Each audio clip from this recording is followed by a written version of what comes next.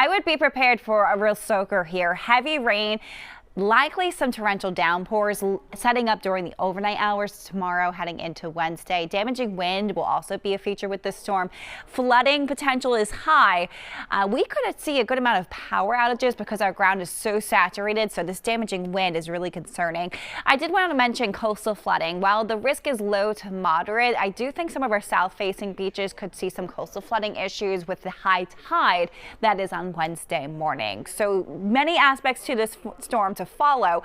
If you've been watching some of the games that are taking place down to the south in Houston, and that line of storms that move through there is now shifting eastward. You can see these tornado watch boxes that have been extended from Louisiana now through Florida into the Panhandle area. So this is a strong system. We have snow, meanwhile, to the north that's circulating and shifting eastward into the Midwest. So we have some time before this moves in, and until it does, our weather is relatively quiet. It's getting cold out there, though. We're dropping down to the low 20s for many of the suburbs. Downtown Boston, 31 right now. We should drop into the mid 20s when all is said and done. By the time you wake up tomorrow morning, some of us northwest of Boston could wake up to the teens.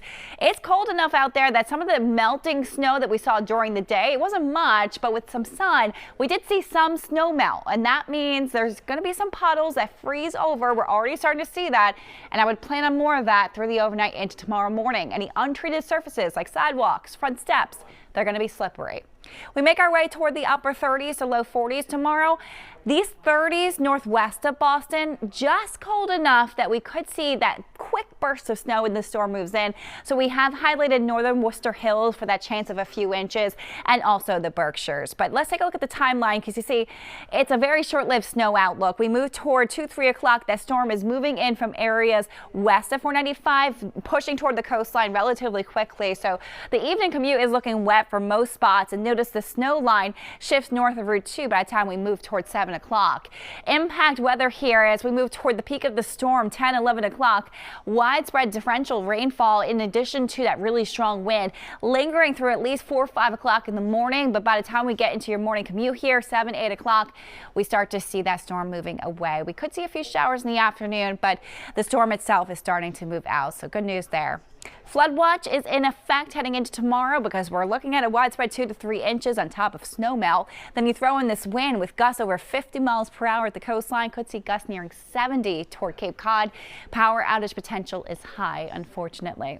High tide for Wednesday morning is astronomically high at 10:06. So it wouldn't take much to see some of that splash over, especially for south facing beaches. So heads up there.